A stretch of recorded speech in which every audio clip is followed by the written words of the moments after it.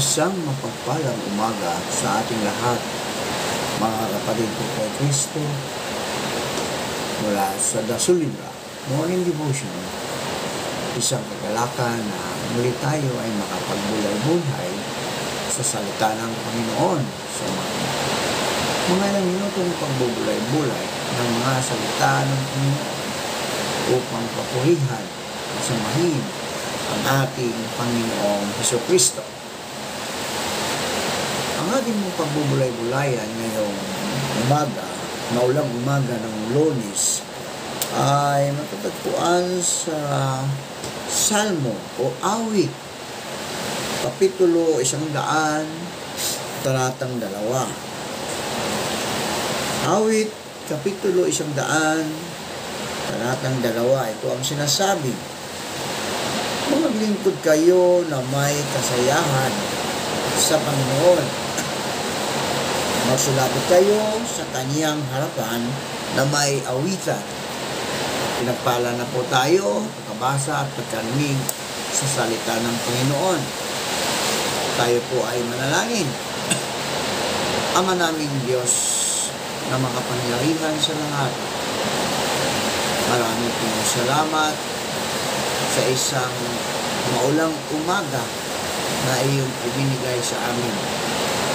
Salamat o Diyos sa isang gabing naglaan na kami iniingatan mo sa aming pagtulog.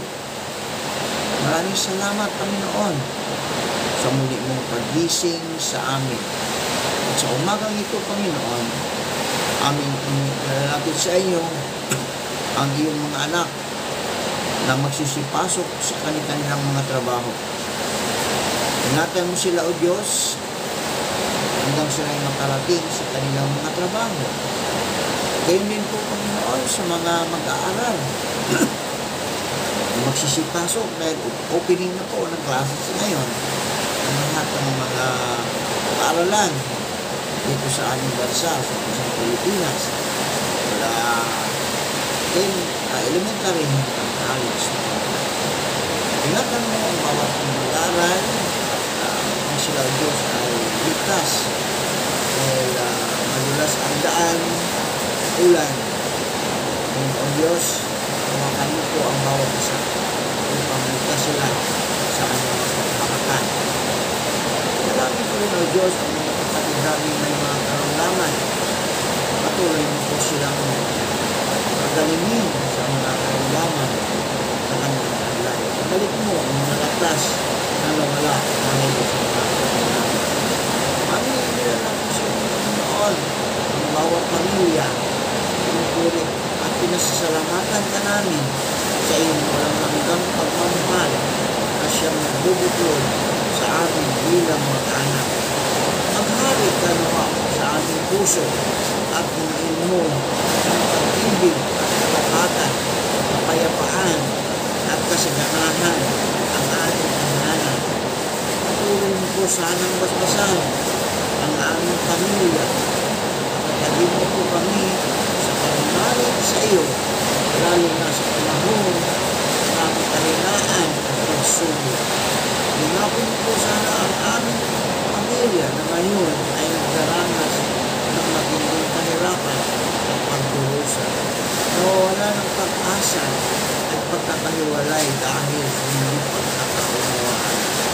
Turuan mo po kami laging magpasalamat sa biyaya, nagbuhay, pananampalataya at kaligtasan. Akayin mo po kami sa mga kapanalang handog mo upang maging mabuting halimbawa kami sa isa't isa.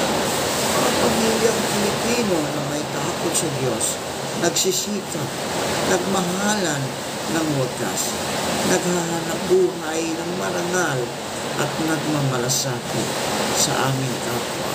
Hinihiling namin ito sa pamamagitan ni Hesukristo na aming Diyos at tagapagligtas. Amen. Amen. Ayon sa Galatia 5, talatang 9, na ang bunga ng Espiritu Santo sa amin. Subalit, ang bunga ng Espiritu ay pag-ibig, kagalakan, kapayapaan, pagtitiyaga, kabaitan, kabutihan, katapatan, kahinahunan, at pagpigil sa sarili. Ngayong umaga, mga kaibigan, ating pag-uusapan ang ikalawang bunga ng banal na Espiritu Santo. Ang ikalawang bunga ay ang kagalakan. Kahapon ay pinag-usapan natin ang pag-ibig, ngayon ay kagalakan. Ano ang kagalakan? Ang pangalawang bunga ay ang kagalakan ay karaniwang tumutukoy sa isang karanasang nararamdaman ng isang tao sa kanyang kapwa. Ang kagalakan ay karaniwang naipapakita sa pamagitan ng pagmamalasakit o pakikisama sa isang tao o bagay kabilang na ang sarili. Magkaingay kayo na may kagalakan sa Panginoon. Kayo lahat na lupain. Manalingkod kayo na may kasayahan sa Panginoon. Masilapit kayo sa kanyang harapan na may awitan. Alamin ninyo na ang Panginoon ay siyang Diyos. Siya ang lumalang sa atin at tayo'y kanyang bayan at mga tupa na kanyang pastulan. Ang kagalakan sa Panginoon ay ang kasiyahan ng puno ng bunga ng pagkakilala sa Diyos, pagsunod kay Kristo at sa pagiging puspos ng Espiritu Santo. Nang si Jesus ay isilang, mga kaibigan, ipinahayag ng mga anghel ang magandang balita na magdudulot ng malaking kagalakan. Alam ng mga nakakita kay Jesus, pati na rin ng mga apostol ang kagalakan kanyang hatid. Bago o kahit bago pa man siya isilang, ay nagdudulot na siya ng kagalakan. Yan ang pinatutuhanan ni Maria sa kanyang awit sa Lucas 1:47.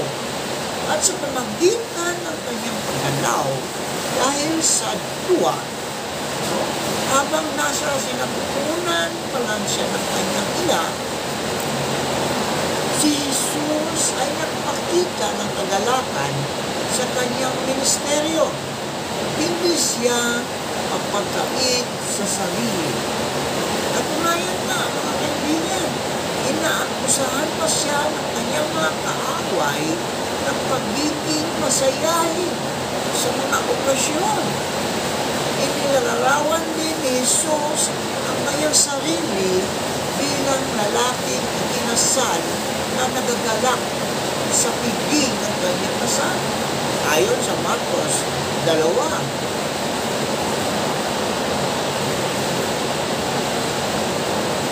Talatang 18 hanggang 20. Nagagalak siya sa Espiritu Santo. Binabanggit niya ang tungkol sa kanyang kagalakan at nangako siyang bibigyan siya nito ng kanyang mga alagad habang nabubuhay. Makikita natin na ang kagalakan sa karamihan ng mga talimbaga ni Jesus kabilang ng 3 kwento sa 15 kabanata ng Lucas, kung saan binabanggit doon ang kagalakan sa presensya ng mga anghel at nagtatapos ito sa nagagalak na pastol, nagagalak na babae at nagagalak na ama. Sinabi ni Nehemias sa mga nangising Israelita na ang kagalakan ng Diyos ay magiging lakas nila. Katangian din ng unang simbahan ng ang tuwa at kagalakan sa Panginoon. At ang kagalakan sa Espiritu ay binabanggit bilang pagkakakilanlan ng kaharian ng Diyos. Kaya't ang mga kabilang sa kaharian ay kabahagi sa kasiyahan nito. Gayon din mga kaibigan, ang kagalakan ay bahagi ng bunga ng banal na Espiritu. Dahil ang totoo, tungkulin natin mga kaibigan, bilang Kristiyano ay magalak sa Panginoon. Magalak sa Panginoon. Ang mga mananampalataya ay napuspos nang hindi maipaliwanag na kagalakan dahil kay Kristo. At dahil sa di pangkaraniwan nitong pinagmulan, ang kagalakan sa Panginoon upuwa sa ating puso ay nariyan kahit sa panahon ng pagsubok ng buhay. Alam natin tayo ay mga anak ng Diyos, mga kaibigan, at walang makakaagaw nito sa atin mula sa kanyang mga kamay. Tayo ay tagapagmana ng kayamanang hindi nasisira o naglalaho, at walang sino man ang makakaagaw nito sa atin. Ito rin ang dahilan kung bakit nakikita natin ang pinagmulan at nagpapaganap ng ating pananampalataya. At kahit magalit na husto ang kaaway, alam natin na tayo pa rin ang magwawagi sa bandang huli. Kaugnay nito mga kaibigan, dahil sa pananampalataya ay nagtatagumpay tayo sa sanlibutan. At ang kagalakan sa Panginoon ang ating lakas.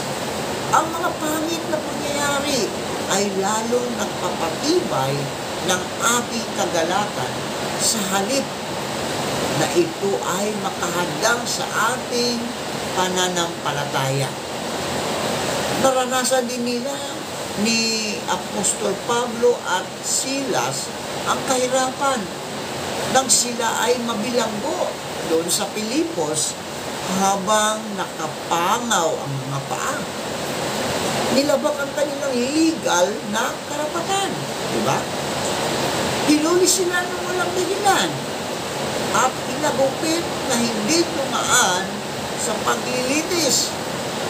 Ngunit dahil hindi sila makatulog sa kalaliman ng gabi, sila ay umawit ng malakas na papuri sa Panginoong kanilang pinaglilingkuran. At pagkatapos ay nagkaroon sila ng himala ayon sa talata 26. Ang mga pastol din ay 2 bisis na hinuli. Una ay inutusan silang huwag nang mangaral sa pangalan ng ating Panginoong Hesukristo. At ang pangangalawang pagkakataon na iniharap sila sa hukuman. Sila ay hinagupit, ngunit hindi sila nakinag. Bumalik silang nagpupuri at nagagalak dahil alam nilang karapat-dapat ang kanilang pagdurusa sa pangalan ni Jesus. At nakahanda sila upang lalong magpatuloy sa pangangaral. Tatapat ang mga alagad ay sumusunod lamang sa halimbawa ng ating Panginoong Hesukristo.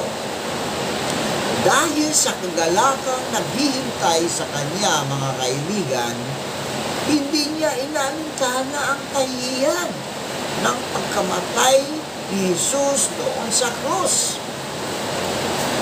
Ang kagalakan sa Panginoon ay hindi natin maunawaan nang hindi nagtataglay nito. Ngunit, para sa mga sumasampalataya kay Kristo, ang kagalakan sa Panginoon ay likas na dumarating, katulad ng bunga ng ubas na sa puno nito. At habang tayo ay nanatili kay Hesukristo, ang tunay na puno ng ubas, tayong mga sanga ay napuspos ng kanyang lakas at buhay. At ang ating bunga, mga kaibigan, gayon din ang ating kagalakan ay nagmumula sa ating Panginoong Hesus. Mga kaibigan, ako po ay humingi ng pasensya dahil napakalakas ang ulan dito sa aming lugar upang maingay ang aming bubong dahil sa malakas na ulan. Kaya marang nag-aagaw po ang aming buses at ang lakas ng ulan. Pero ganun pa man, ang salita ng Diyos ay hindi mahahadlangan anuman ang mga gagawin ng kaaway upang hindi ma-share ang salita ng ating Panginoong Jesucristo sa araw ng Lunes. Sige po mga kaibigan, tayo po ay manalangin. Ama naming Diyos na makapangyarihan sa lahat, marami pong salamat sa mga salitang aming na pagbubulay-bulayan tungkol sa bunga ng Espiritu, ang kagalakan. Nagagalak kami, Panginoon, dahil kami po ay iyong iniligtas mula sa kapahamakan doon sa krus ng Kalbaryo. Nagagalak kami, O Diyos, dahil kami po iyong iniingatan sa aming mga buhay sa araw-araw.